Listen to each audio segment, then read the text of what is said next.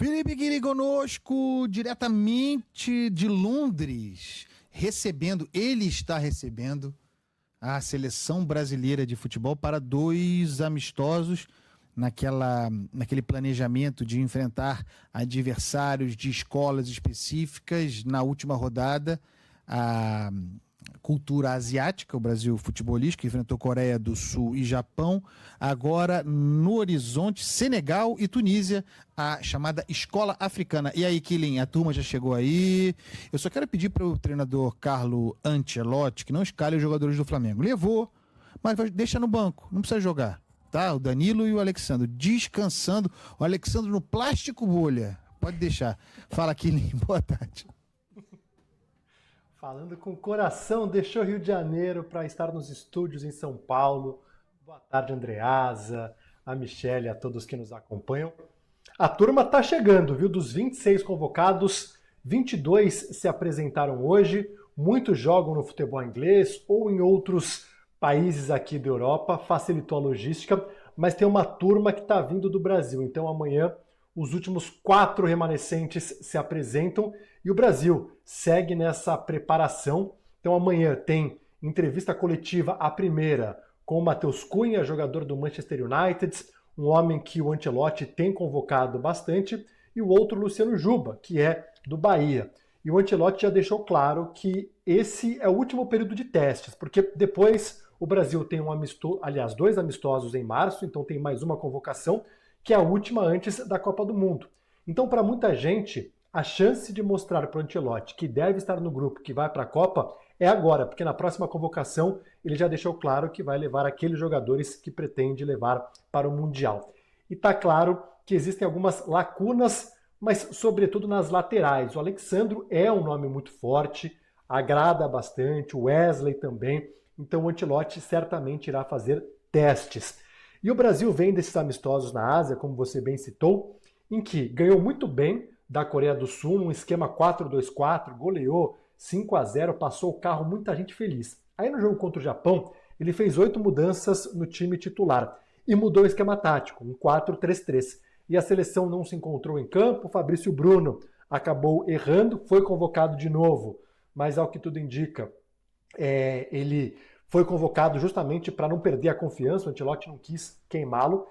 E aqui o Brasil vai pegar Senegal, que já enfrentou nesse ciclo Copa do Mundo, logo depois da Copa no Catar, acabou pegando Senegal, um jogo em Portugal, e perdeu. E depois vai pegar a Tunísia em Lille na terça-feira. Então o jogo contra Senegal, sábado, no Emirates Stadium, casa do Arsenal, mais 55 mil ingressos já foram vendidos. Depois pega a seleção da Tunísia em Lille na terça-feira. E aí depois só os amistosos em março mesmo, que é a última convocação antes da convocação para o Mundial nos Estados Unidos, México e Canadá. Então o Kylian vai estar em função da seleção brasileira, viu, o seu Carlos Andreas? O outro Carlos lá, se escalar o Kylian, ele não vai poder participar com a gente. Não, o Kylian tá liberado. Kylian, pelo amor de Deus, queremos Kylian. A gente que vai sofrer aqui. Andreasa me convocou, a Michele também, eu participo, viu? Eu cobro escanteio só pra cabecear. Tô querendo estar na lista também, pode me chamar. Deixa o Ancelotti esperando lá. O Kylian, vamos falar aí sobre esse vírus da gripe mutante, o que por si só já acho curioso, porque o vírus da gripe é um dos mais mutantes que a gente tem, né? Não é à toa que todo ano a gente tem que reforçar a vacinação, influenza, que vai se transformando.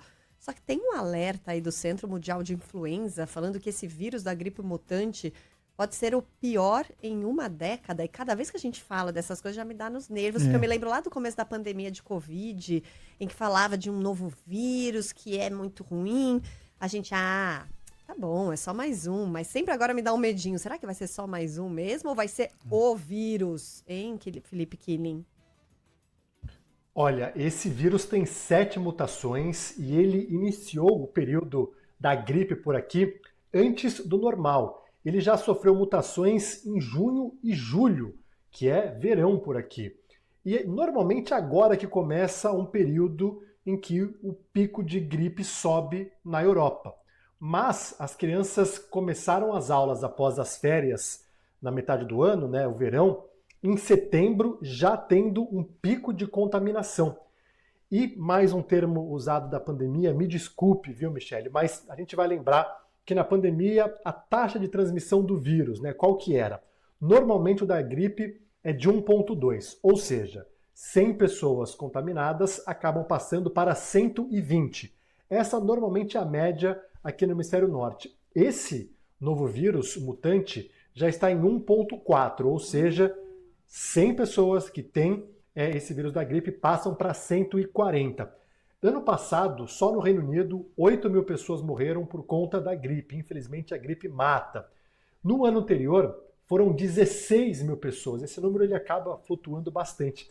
Mas dessa vez, por conta de ser um vírus mutante que iniciou o período de gripe antes, está circulando entre as crianças e os cientistas acreditam que em breve vai passar para os idosos mais vulneráveis.